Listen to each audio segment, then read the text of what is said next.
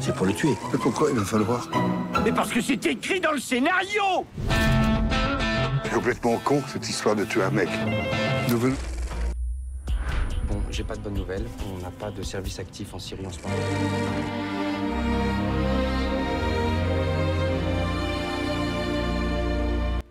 Hello and welcome to Encore's weekly film show with our film critic Lisa Nesselson. Hello, Lisa. Hello, Eve. French writer, director Bertrand Blier's first film in 9 years is out this week. Wide Load stars two of France's most popular and loved actors, Gérard Depardieu and Christian Clavier. Tell us a bit more. Well, the French speak of a director having a univers or universe, an unmistakable creative approach unlike anybody else's. It would be almost impossible to imitate Blier's universe because he's in a very strange solar system entirely his own. This is his 9th film with Depardieu, I believe. Going Places was a landmark of freewheeling irreverence, and they've worked together on and off ever since.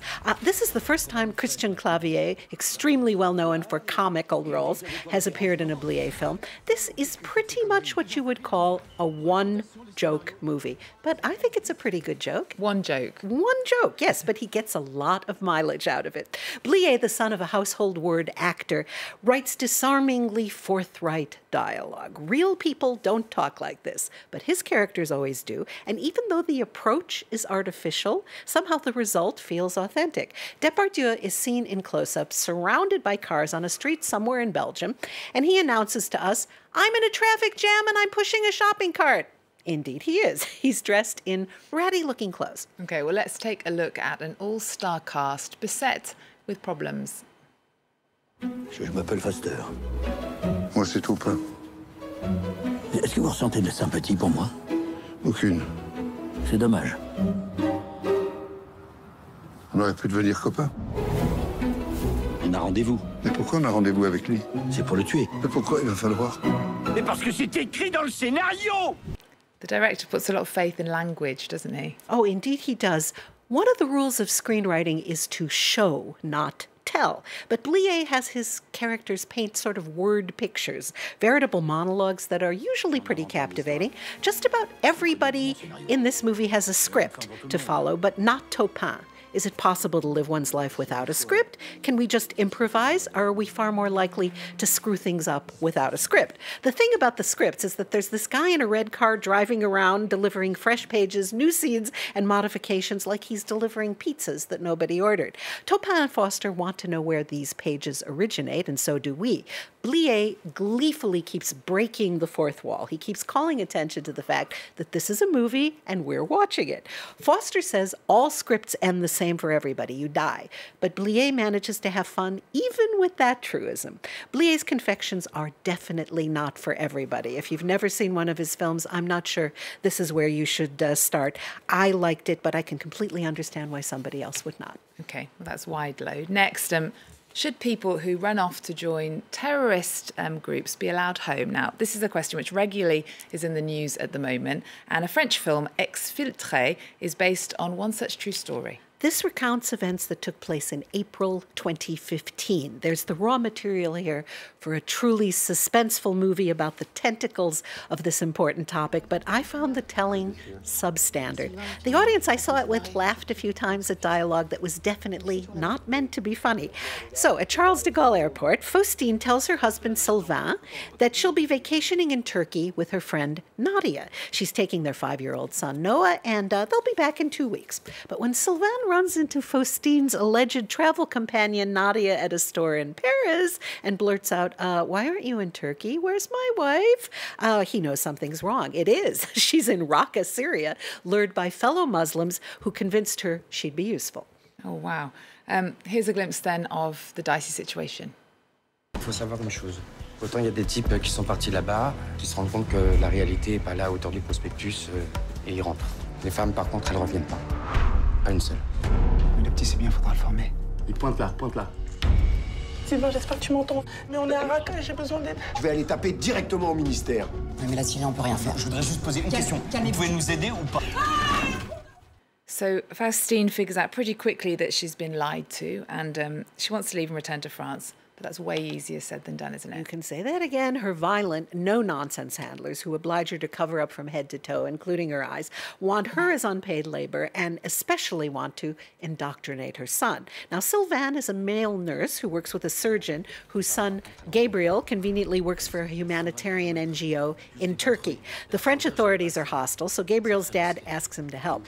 Now, whether people who regret running off to join a terrorist group on foreign soil should be helped, indeed allowed to come home, is a dilemma ripped from the headlines. So this should be fascinating, but somehow it isn't. Important things like telephones and passports are confiscated and yet pop up again when they're needed. There's not nearly enough background information about Faustine for us to really care about her dilemma. This was shot in Jordan, by the way, where there are at least 1 million Syrian refugees, and it looks convincing, but it doesn't quite hang together. Okay, well, that's Exfiltrés.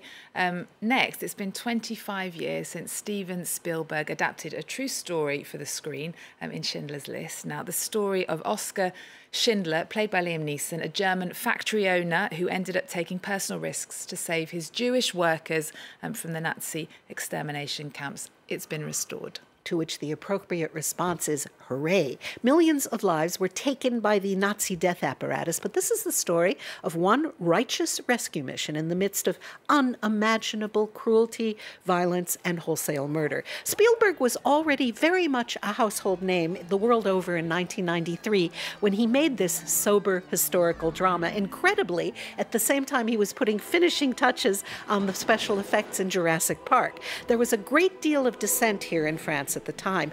Claude Lanzmann, whose monumental documentary Shoah has made it impossible to deny the Holocaust, was very vocal, contending that it's obscene to turn the Shoah into mere entertainment, that there should not be fiction-style films about the horror, but with actors, but only documentaries. Vile, broad generalities about Jews are rearing their obscene head again, as they have pretty much nonstop throughout history, and awareness of the Holocaust is waning. So I think this is a very useful moment to re-release this movie. Okay, well, let's remind ourselves of this beautiful film. Power is when we have every justification to kill, and we don't.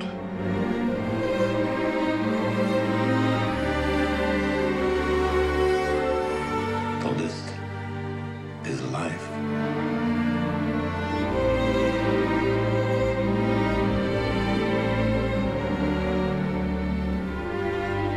Whoever saves one life saves the world entire. Just watching that again gives me goosebumps. Liam Neeson plays the Aryan factory owner who has a change of heart, and Ralph Fiennes plays the evil Austrian Nazi Eamon Goth. Both are totally outstanding, aren't they, in this? They definitely are, and Neeson wasn't the first choice. When I interviewed William Hurt many years ago, he was livid about the movie Titanic because he felt it was wrong to fashion entertainment from a real-life event in which people died. He said that Spielberg had approached him about playing Schindler, and he couldn't decide whether that was morally acceptable or not. So he asked top-ranking religious scholars for guidance. I love this story. The Christian contingent said, that is problematic, and you should probably not participate. But the rabbis said, Spielberg is going to tell the story. You must be part of it. This will be a great thing. 25 years ago, interviews with people leaving the theaters made it quite clear that an awful lot of people had never heard of this, or if they had, didn't understand the extent of it. And 25 years ago, we were much closer in history to when it actually took place. So this is needed. Okay. Well, lastly, to a festival of restored motion pictures that's taking place in Paris. It's called Toute mémoire du monde, and it's in its 7th year. Tell us more. This is a 5-day feast around town of prestige restorations. France is probably unique in that older movies are re-released every week. Filmgoers are happy to pay the same price to see a Fritz Lang movie from the 1950s or a Woody Allen movie from the 1980s as they would for a ticket to something brand new like Captain Marvel. A surprising number of dedicated artists and technicians worldwide devote themselves to restoring the often brittle or battered images of older movies so they look as good as new, sometimes better than new. This event, which roughly translates as the whole world's memory, kicks off with one of my favorite movies, the late Tony Scott's The Hunger, starring Catherine Deneuve and David Bowie as vampires living in 1980s Manhattan. And it includes a special performance at the Louvre, so a very repository of very old art, paying tribute to what is still a young art form that's going to imitate a trip to a movie theater during World War II. This is the 100th anniversary of the American Society of Cinematographers, and they'll be honoring in person Garrett Brown, who invented the Steadicam, an amazing gizmo that allowed a cameraman to wear the camera and float alongside the action. Some treasures from the Museum of Modern Art in New York are making the trip, as well as silent films from Latin America. This is the opposite of a stuffy event for scholars. It's open to absolutely everybody. And the tongue-in-cheek overlord for this year's edition is Denmark's Nicholas Winding Refn.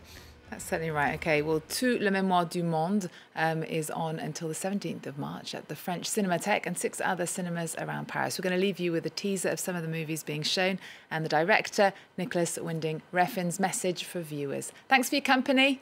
See you next time.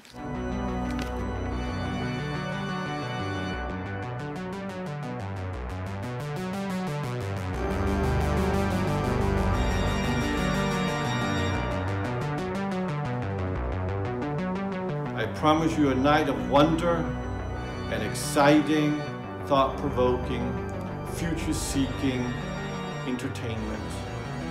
I hope you all will be there. I look forward to seeing you. And I love everyone.